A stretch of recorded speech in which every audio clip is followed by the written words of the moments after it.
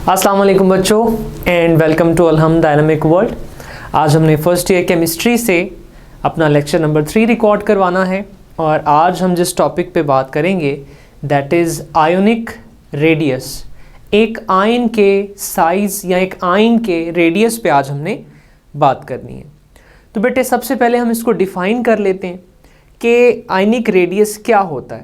भाई इमेजिन कर लें कि आपका जो आयन है चाहे पॉजिटिव है चाहे नेगेटिव है, उसकी शेप है स्फेरिकल।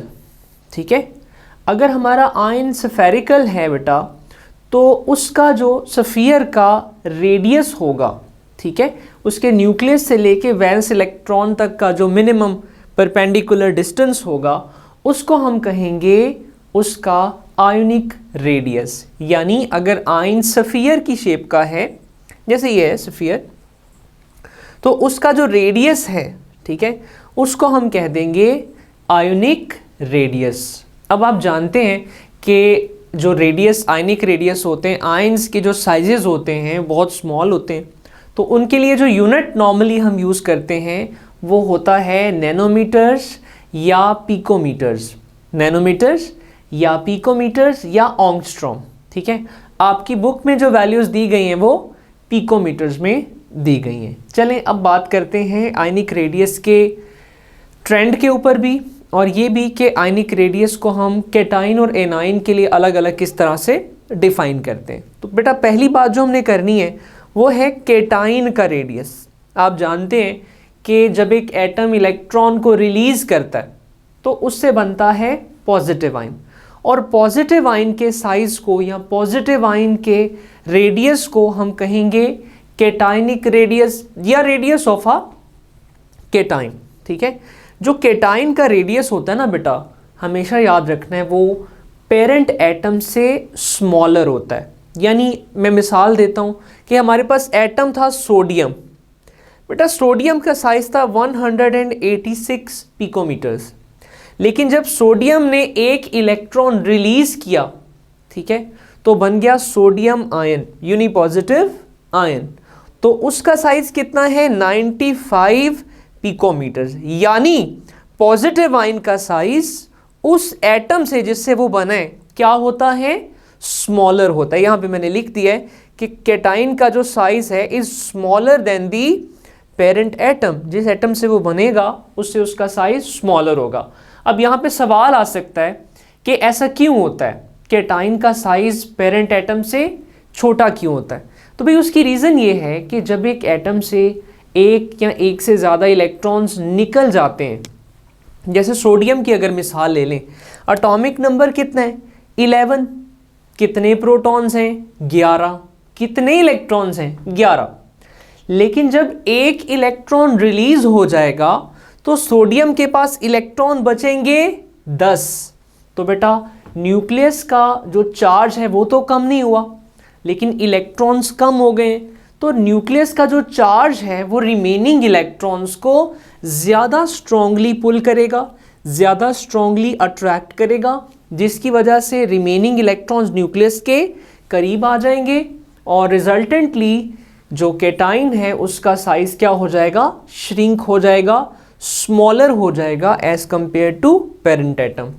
जब एक इलेक्ट्रॉन चला जाता है, when an electron is released, तो न्यूक्लियस रिमेनिंग इलेक्ट्रॉन्स को मोर स्ट्रॉन्गली अट्रैक्ट करता है, जिसकी वजह से साइज डिक्रीज हो जाता है।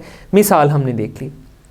एक और बात याद रखनी है कि अगर आपके पास आयंस हैं एक ही पीरियड के जिनके अंदर इलेक्ट्रॉन्स तो सेम हैं, ठीक है, लेकिन उनके न्यूक्लियस का चार्ज सेम नहीं है, इनको हम कहते हैं iso electronic cations. Iso means same, electronic जिनमें इलेक्ट्रॉन्स की तादाद सेम है। अगर डिफरेंट आयंस हैं जिनमें इलेक्ट्रॉन्स की तादाद सेम है लेकिन चार्ज का मैग्नीट्यूड डिफरेंट है, मिसाल के तौर पे एल्यूमिनियम है, उसमें 10 इलेक्ट्रॉन, एल्यूमिनियम आयन में 10 इलेक्ट्रॉन है पर चार्ज कितना है +3। मैग्नीशियम आयन में 10 इलेक्ट्रॉन है पर चार्ज कितना है +2। सोडियम आयन में भी 10 इलेक्ट्रॉन है पर चार्ज कितना है +1। तो कहता है कि अगर आइसो इलेक्ट्रॉनिक कैटाइंस हैं आपके पास, तो जिस आयन का चार्ज ज़्यादा होगा, जिसका चार्ज ज़्यादा होगा उसका साइज स्मॉलर होगा। सबसे ज़्यादा चार्ज किसका है? एल्यूमिनियम का है, ठीक है, क्योंकि वहाँ पर 13 प्रोटॉन्स हैं जो 10 इलेक्ट्रॉन्स को अट्रैक्ट कर रहे हैं। 13 प्रोटॉन 10 इलेक्ट्रॉन को अट्रैक्ट कर रहे हैं, जाहिर है स्ट्रॉन्गर अट्रैक्शन होगी, साइज बहुत छोटा हो जाएगा। मैग्नीशियम के केस में 12 प्रोटॉन हैं क्योंकि इसका एटॉमिक नंबर 12 है। 12 प्रोटॉन 10 इलेक्ट्रॉन्स को खींच रहे हैं, तो जाहिर है एल्यूमिनियम की निस्बत जहाँ पे 13 प्रोटॉन थे, अब चार्ज कम हुआ है तो अट्रैक्शन कम होगी, तो इसका साइज रिलेटिवली बड़ा होगा। और सोडियम के केस में 11 प्रोटॉन हैं और 10 इलेक्ट्रॉन हैं, तो इसलिए इसका साइज इन दोनों से लार्जर होगा। तो कैटाइन के केस में सिंपली आप ये बात याद रख सकते हो कि आइसो इलेक्ट्रॉनिक आयंस हैं जिनमें इलेक्ट्रॉन सेम है, तो जिसका चार्ज ज़्यादा होगा उसका साइज स्मॉलर होगा। एल्यूमिनियम का चार्ज ज़्यादा है, साइज स्मॉलर है। क्लियर जी? चलें आगे बढ़ते हैं।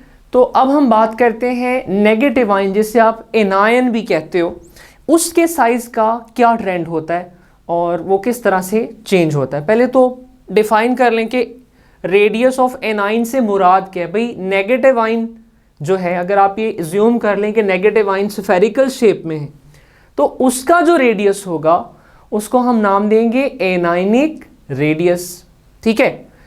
और एक एनाइन का जो रेडियस होता है, पहली बात कि वो पेरेंट एटम से बड़ा होता है। मिसाल के तौर पे हमारे पास क्लोरीन एटम है, इसका साइज है 99 पिकोमीटर्स।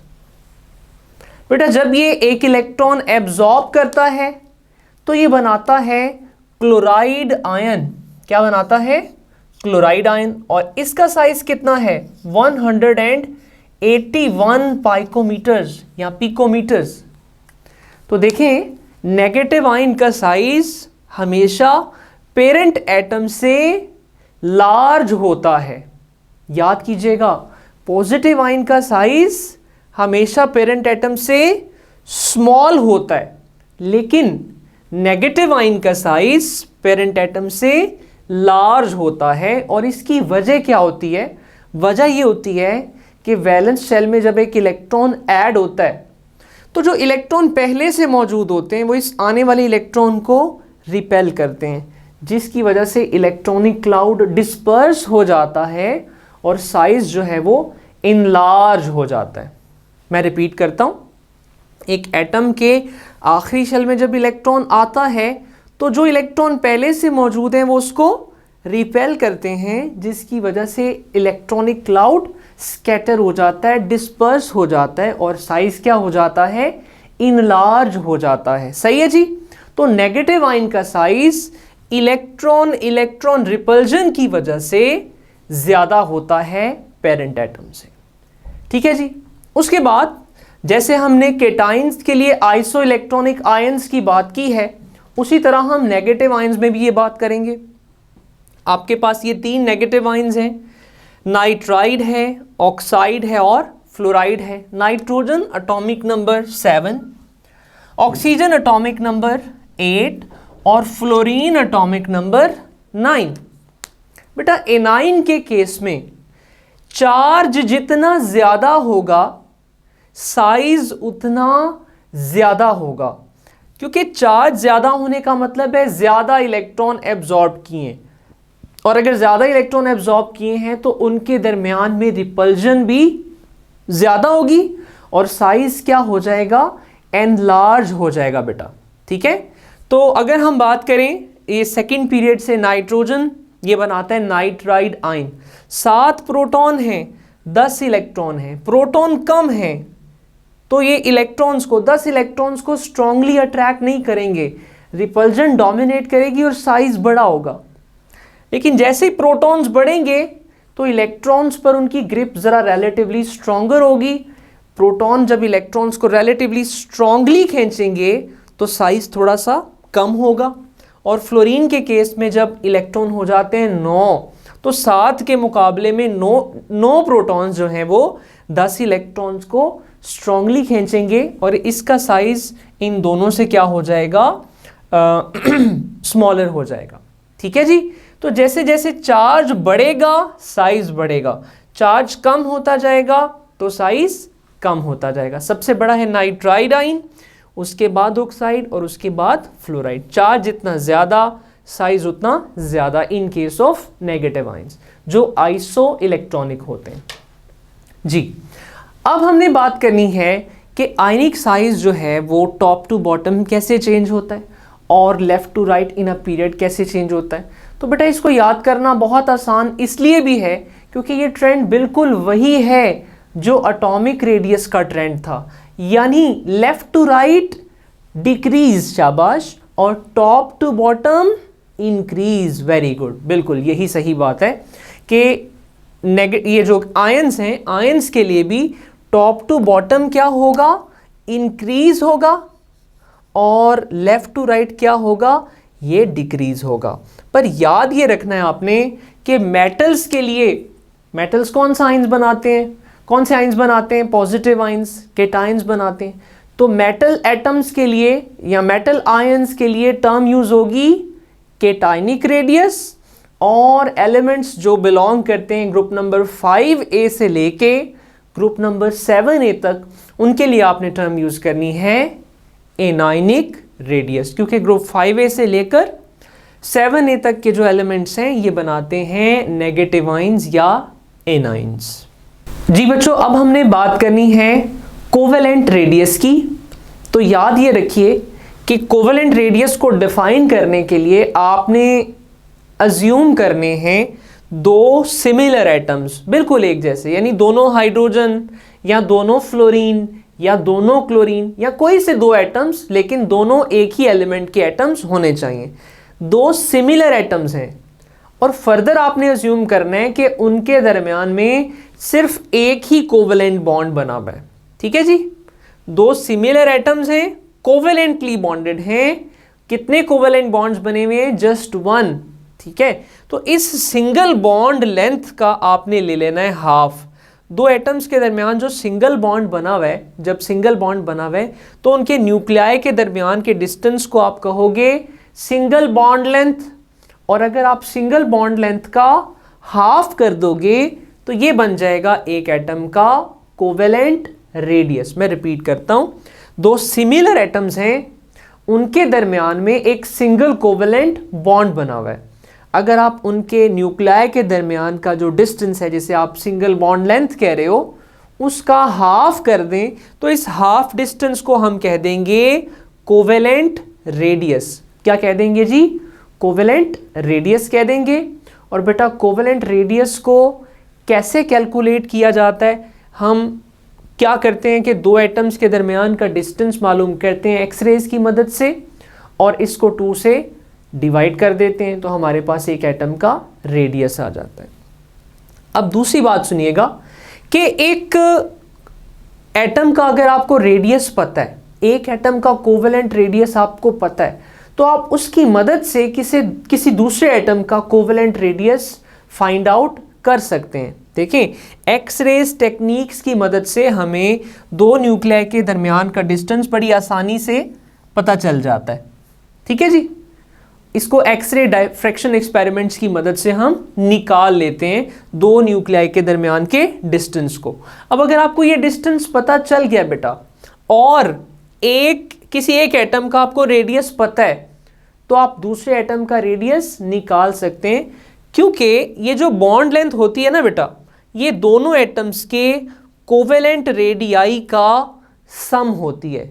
इमेजिन करें आपके पास क्लोरोफॉर्म में कार्बन और क्लोरीन की जो बॉन्ड लेंथ है वो आपको पता चल गई है, एंड दैट इज 176.7 पिकोमीटर्स। ठीक है, इमेजिन कर लें कि ये आपके पास कार्बन एटम है, ये आपके पास क्लोरीन एटम है, और आपको इन दोनों के दरमियान का डिस्टेंस पता चल गया है, जिसे मैं क्या कह रहा हूं, बॉन्ड लेंथ कितनी है? 176.7 पिकोमीटर्स। मोर ओवर आपको क्लोरीन एटम का कोवेलेंट रेडियस भी पता है, और वो कितना है, वो है जी 99.4 पिकोमीटर्स। तो बेटा आप इन दोनों वैल्यूज को यूज करके अब इस एटम का रेडियस निकाल सकते हो, क्योंकि आप कहोगे कि कार्बन का रेडियस प्लस क्लोरीन का radius is equal to the distance between their nuclei, यानी बॉन्ड लेंथ। ठीक है जी। तो यहां से अगर आपने कार्बन का रेडियस निकालना है तो टोटल बॉन्ड लेंथ में से आप क्लोरीन का रेडियस माइनस कर देंगे, तो आपके पास क्या आ जाएगा जी 77.3, that is the covalent radius of carbon. ठीक है जी। ये टोटल बॉन्ड लेंथ हमें पता थी, दैट इज 176.7, और क्लोरीन का रेडियस हमें पता है दैट इज 99.4 पिकोमीटर्स। तो टोटल में से ये वैल्यू माइनस कर लें तो आपको ये कार्बन का एटॉमिक कोवेलेंट रेडियस जो है वो पता चल जाएगा, and that will be 77.3 picometres. बेटा सिमिलर मैनर में यही वाला रूल आप आयनिक कंपाउंड्स के ऊपर भी अप्लाई कर सकते हो, यानी अगर आपको दो आयंस के दरमियान का डिस्टेंस पता है और किसी एक आयन का आपको साइज पता है, तो आप किसी दूसरे आयन का साइज निकाल सकते हो, क्योंकि दो आयंस के दरमियान का जो डिस्टेंस है, ये टोटल डिस्टेंस जो है ये सम होता है किसका, केटाइन के रेडियस का और एनाइन के रेडियस का। यहां पे मैंने इसको इक्वेशन की फॉर्म में इक्वेट भी किया है कि दो आयंस के दरमियान का डिस्टेंस अगर ये कैपिटल R है तो ये सम होता है किस किस का, केटाइन के रेडियस का, एनाइन के रेडियस का। अच्छा बेटा पाउलिंग ने, एक साइंटिस्ट था, उसने पोटाशियम क्लोराइड के अंदर जो आयंस के दरमियान का डिस्टेंस है वो कैलकुलेट किया, और उसने ये देखा कि ये जो डिस्टेंस था ये दोनों आयंस के रेडियाई के सम के इक्वल था। ठीक है। तो इस तरह से उसने साबित किया कि आयंस के दरमियान का जो डिस्टेंस होता है वो पॉजिटिव आयन और नेगेटिव आयन के साइज के सम के इक्वल होता है। लिहाजा अगर हमें आयंस के दरमियान का डिस्टेंस पता हो और किसी एक आयन का साइज पता हो तो हम दूसरे आयन का साइज इजीली कैलकुलेट कर सकते हैं। जरा वापस आ जाइएगा कोवेलेंट रेडियस के ऊपर। मैंने ये बात की है कि जो कोवेलेंट रेडियस होता है एक एटम का दूसरे एटम का, इन दोनों का सम कर दिया जाए तो हमें एटम्स के दरमियान का बॉन्ड डिस्टेंस पता चल जाएगा। अगर हमें बॉन्ड डिस्टेंस पता है, एक एटम का साइज पता है, तो दूसरे एटम का साइज हम इजीली कैलकुलेट कर सकते हैं। बस इतनी सी बात है। सिमिलरली इसका जो ट्रेंड है वो एग्जैक्टली सेम है जो ट्रेंड है एटॉमिक रेडियस का, यानी लेफ्ट टू राइट क्या करेगा, डिक्रीज, और टॉप टू बॉटम क्या करेगा, इंक्रीज करेगा। यानी एटॉमिक रेडियस का, केटाइनिक रेडियस का, एनाइनिक रेडियस का और कोवेलेंट रेडियस का जो ट्रेंड है पीरियोडिक टेबल में, हम कह सकते हैं कि वो सेम है। ठीक है जी। यहां तक आई होप कि आपको सारी बातें क्लियर हो गई हैं। यही आज का हमारा लेक्चर था, इसको सुनिएगा, आई होप आपको समझ आएगा। Thank you very much. Allah हाफिज़।